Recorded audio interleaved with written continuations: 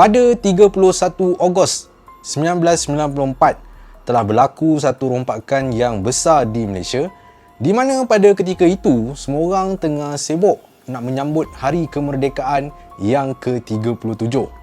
Kejadian rompakan ini berlaku di sebuah gudang di lapangan terbang antarabangsa Subang Jaya, di mana sejumlah jongkong emas yang bernilai 12 juta ringgit telah berjaya dirompak. Semasa polis datang ke tempat kejadian dan bertanya kepada pekerja, siapa yang rompak ni? Lepas tu pekerja tu pun jawab, polis lah yang rompak. Polis pun tak puas hati dengan jawapan yang diberikan oleh pekerja, jadi dia tanya balik pekerja tu, cakap betul-betul siapa yang rompak ni?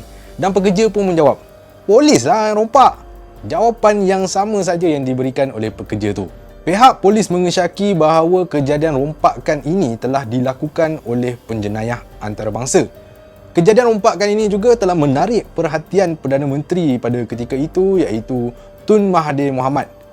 Tun Mahathir mengatakan bahawa kalau emas pun boleh hilang, tak mustahil kapal terbang pun boleh hilang.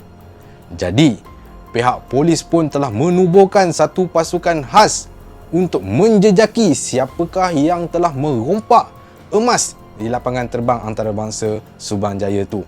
Pasukan penyiasatan khas ini diketuai oleh dua adik-beradik yang pakar dalam bidang penyiasatan, iaitu Azizan Anan dan Amidun Anan, atau lebih dikenali sebagai adik-beradik Anan. Siasatan yang dilakukan oleh mereka mendapati bahawa kes rompakan ini bukanlah dilakukan oleh penjenayah antarabangsa, tapi dilakukan oleh orang tempatan sendiri.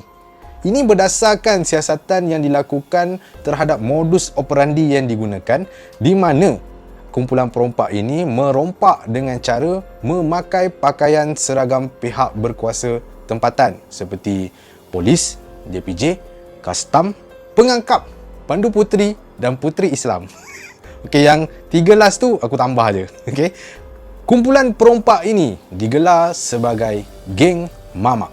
Sepandai-pandai tupai melompat, salah lompat, akhirnya jatuh ke tanah jua. Adik-beradik Anan berjaya memberkas ketua kumpulan geng mamak, iaitu Rozlan Abu Bakar, dan disusuli dengan 20 lagi ahli geng mamak.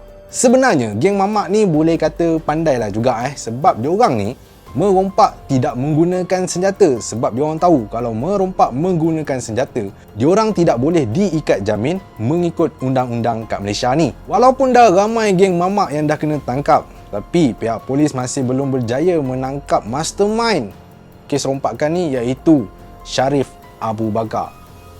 Selain tak dapat menangkap mastermind geng mamak ni, geng mamak yang lain sebenarnya sedang berusaha untuk membebaskan diri mereka daripada tuduhan merompak jongkong emas tu dengan melantik seorang peguam bela yang memang sangat terkenal di Malaysia dan mempunyai rekod yang cemerlang dalam membebaskan pelanggannya.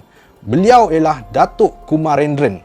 Datuk Kumarendran berjaya menimbulkan keraguan yang munasabah apabila dia mengatakan bahawa pihak polis sebenarnya tak ada bukti yang kukuh pun untuk menunjukkan bahawa semua ahli geng mamak berada di kawasan rompakan, dan pihak polis pun memang akui bahawa diorang tak dapat satu pun cap jari daripada ahli geng mamak yang ada di kawasan rompakan tu.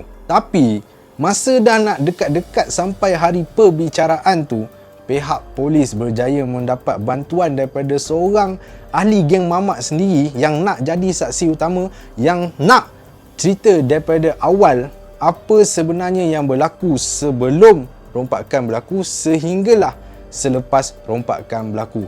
So pada waktu tu pihak polis merasakan bahawa inilah masanya untuk menumpaskan terus geng mamak.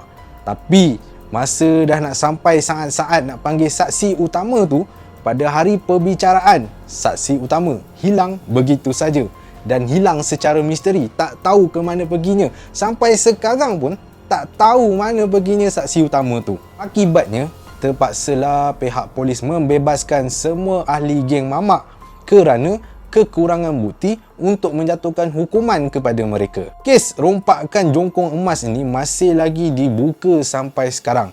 Yalah, Sebab tak tahulah kan, kalau tiba-tiba saksi utama tu nak datang dan nak bagi dia punya testimoni ke apa semua dan sebagainya. So kes tu tak pernah ditutup. Dan yang satu lagi benda yang misteri ialah tentang jongkong emas yang dirompak tu lah.